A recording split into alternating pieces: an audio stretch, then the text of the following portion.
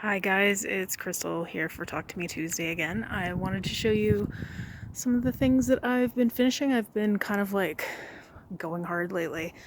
So I had hoped to finish this one in December, but it just didn't happen. Sometimes things don't. So anyway, it's all done now and just needs to be washed. So this is my Kite Flight quilt, and I made it using a kit that came from Craftsy. Basically, it just uses a whole jelly roll of like the colored prints.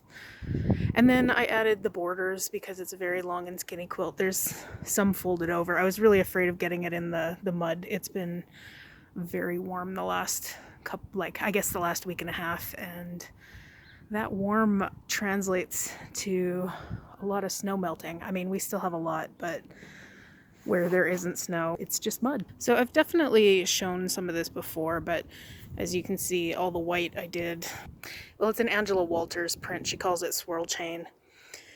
And then, oh man, do I need to defuzz this? But it hasn't been washed. I shouldn't be so bothered about it. In each of these sections, I did each ring with its own kind of different pattern. I mean, I used 18 different patterns. There's more than 18 different rings. But maybe you can see some of it. I think a lot of it probably shows better on the back.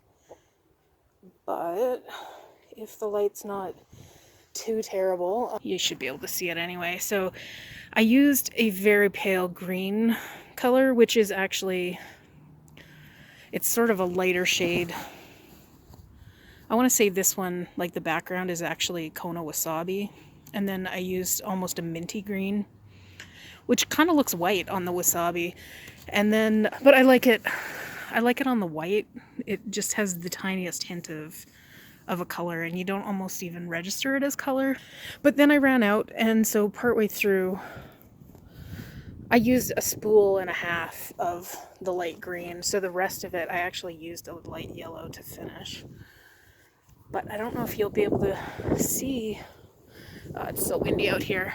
Like, I think this part is done in the yellow, and then this part is done in the light green. So they actually almost register the same on the surface of the quilt. Like, I could have gone and bought more. They have it at one of the local stores, but I felt like, why get more thread when I could just use yellow and nobody would notice? I think this right here on the border might be my single favorite thing that I did on here.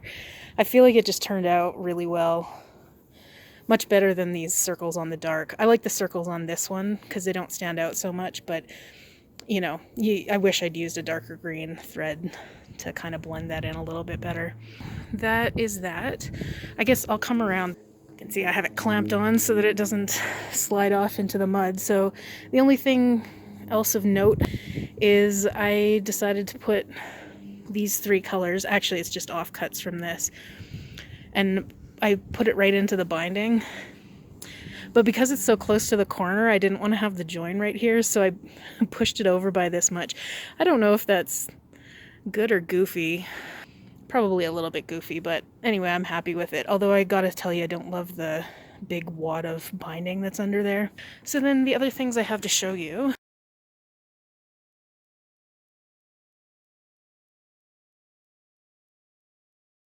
I'm doing a swap online, and I'm gonna post this before it even gets in the mail, so hopefully the person that this is for, don't tell anybody her name, hopefully she won't see this video, but I kind of doubt she will. So this is the little, we're supposed to make a little loot pouch and then fill it full of loot, namely fabric. So there's quite a bit of fabric inside there. So this is the little pouch that I made for her.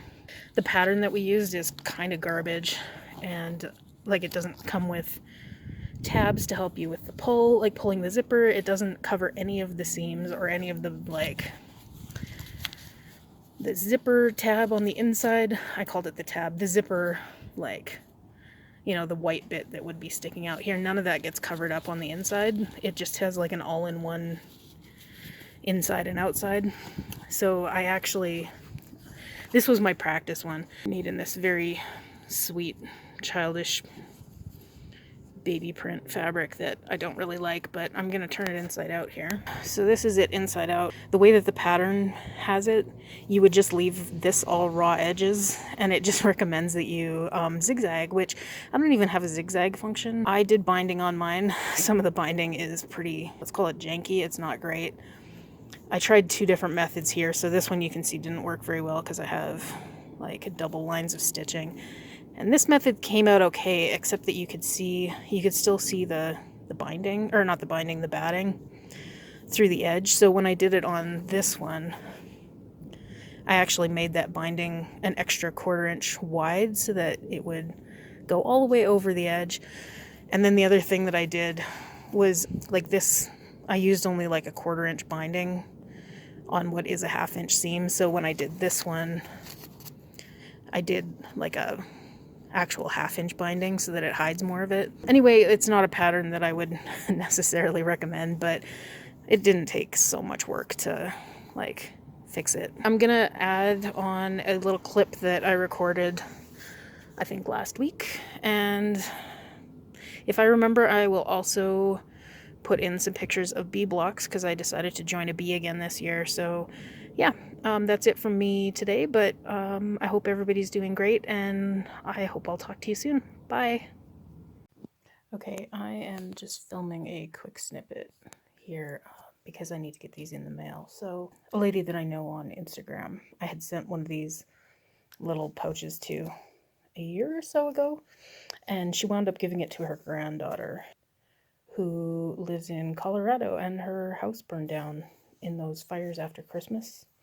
So I thought I would make a new one for her granddaughter, and one for her, and one for her granddaughter's mom. So I know it's just the tiniest little thing out of all the things that they lost in the fire. I'm pretty sure that pouch doesn't really rate, but you know, it's just to say there's some random person in Canada thinking of them. So yeah, these are the three new pouches that I'm going to send, and yeah, I'm quite pleased with them, but I need to redraft this pattern in the worst way because I have like one good curve and all of them have one straight edge. Right there, and right there. And I don't quite know why, because when I look at it, it looks round, but every time I sew it, I wind up with that little edge. So clearly something's going on.